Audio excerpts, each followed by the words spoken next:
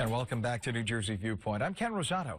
Well, lately we've seen an incredible rise in cyber attacks, and it makes one wonder, what should the average person know about these?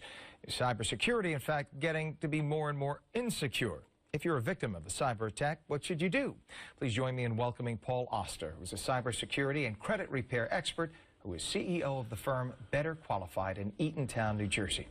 Welcome. Good to have you here, Paul. Oh, great to be here, Ken. Well, is it just our perception, or is cyber attacking on the rise? Oh, it's on the rise. I mean, 2014 was the year of the data breach, for sure, and it's going to continue to get worse because we're just that much more connected. You know, now everything's online. Recently, I've been talking about smart appliances, and most people say, what's the big deal if my refrigerator gets hacked? Well, in 2013, 100,000 of those smart appliances were hacked.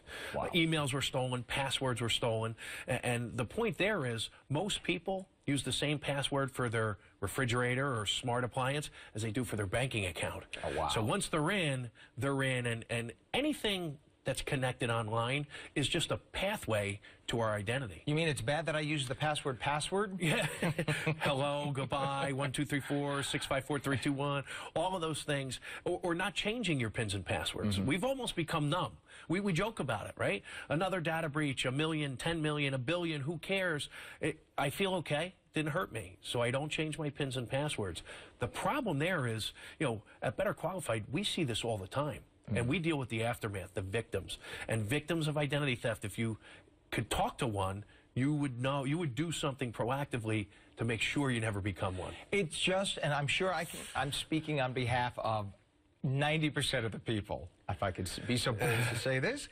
It's a pain in the neck because we have so many passwords. You know I'm right, for everything, to get into your work computer, get into your home computer, to check every program, every credit card, every bank. You got 10,000 passwords. You forget about it. You want us to email you a new password? Yes, email you. Then you forget it. Next day, I'm ranting because I'm right. So it becomes so annoying. Yeah. And you got to do it because of these morons who sit in the pajamas in their grandmother's basement and they sit there trying to hack into your credit card. It is annoying, and it's a pain in the neck.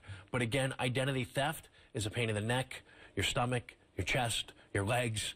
If you're a victim of identity theft, it's devastating. So I know it's inconvenient. People say to me all the time, if I have to change my account number, Paul, I have stuff that's on auto pay, and I have to call the creditor. Okay. Is it going to take you 10 minutes? The average person is dealing with the effects of identity theft years after they're a victim. How often do you recommend that we change our pins and our passwords? This is where I become the most unpopular guy in the room. It's at least every 30 days. So you're telling me I should walk off the set right now? We might want to take a commercial break. Oh, my gosh. That's crazy. But all right, but here's my question. If it's so darn easy for these hackers to hack in, then what really are you telling? Then if they could hack into my current password, then what is changing it going to do? If they can hack into this, why can't they hack into the next one? That's great. The perception is that it is easy. So the data breaches happen. That doesn't mean they have access into your accounts. They can get to your accounts, and if you think about the days of when guys used to walk through the parking lots just checking car doors, what car do they get into? The one that's unlocked. Right. So if you haven't changed your pins and passwords, if your password is still password or hello, you're the account that they're going to take over. So they have the sophisticated softwares that run these algorithms to try and figure out, even if you have a difficult password. But at the end of the day, the easier you make it for them, the more likely you're going to become a victim. And again, this is where I become the most unpopular guy in the room.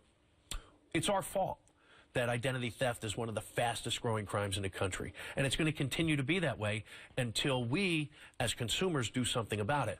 We lock our front doors, we lock our cars, we lock our phones. We do very little to lock our identities. And there's no such thing as identity theft protection because our information, our data, is in 10 million billion places out there over the internet. But the idea is to secure what you can. All right, let's say sadly, to say the inevitable happens. Because I think we've all had a credit card number stolen or whatever, or bank account violated or whatever. So it happens. What do we do? So you have to make sure that you are aware of it. Early detection is the key. Like I just said, there's no such thing as protection. So unfortunately, we live in a day and age where you need to be involved in a credit monitoring program. And The FTC gives us all one free look on annualcreditreport.com to check our credit reports. I almost like to say thanks for nothing. Once a year, really, that's something that should be changed to every 30 days we should have access. But if not, then we have to pay a couple bucks a month to be involved in a credit monitoring program. If you see red flags or you know that you've become a victim of identity theft, put a security freeze on your credit reports. No one can access those reports if you put a security freeze without lifting a PIN or a password first. So that will protect you against people opening up new lines of credit.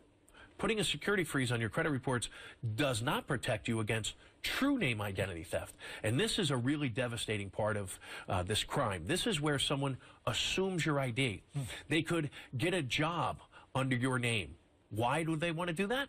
Maybe they're a felon, an ex-convict. Maybe they're a child predator. Maybe they want to get a driver's license because they're on their 4th DWI. And to do all those things, they don't need access to your credit reports.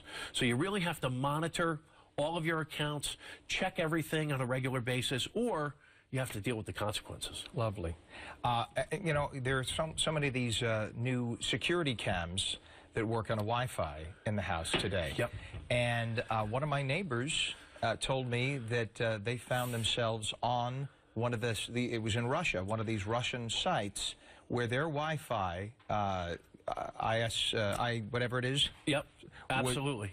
So that's also something. Be Baby careful. monitors. Make sure that you have that locked and change the ID on that. We're out of time, but I just want to put that out there. So if you have your... Scary. Okay. We're out of time. I want to thank you so much, Paul Auster, for being here. Good luck with that. Good luck, everybody. I'm Ken Rosato. We thank you for joining us. With all of that, enjoy the rest of your weekend.